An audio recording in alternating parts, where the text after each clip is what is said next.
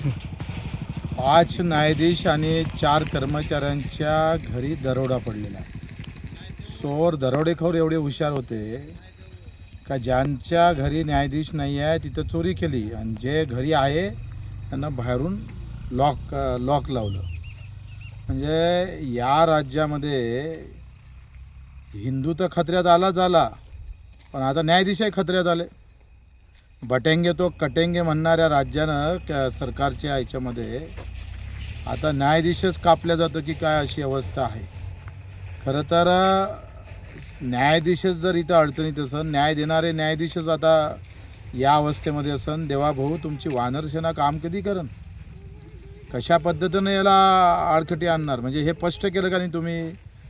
का तुम्ही मुख्यमंत्री आहे, तुमच्याजवळच गृह खातं आहे, इथं दरोडेखोर खुलेआम फिरतोय.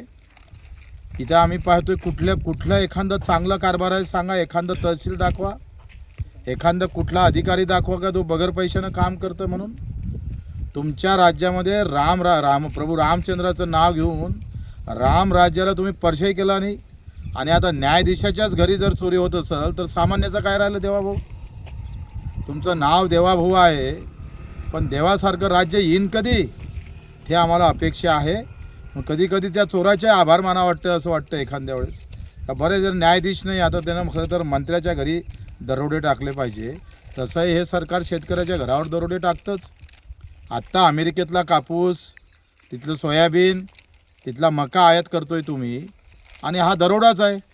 न्यायाधीशातला दरोडा टाकला ते बातमी होऊ शकते पण रोज शेतकऱ्यावर दरोडा पडतं त्याचं काय?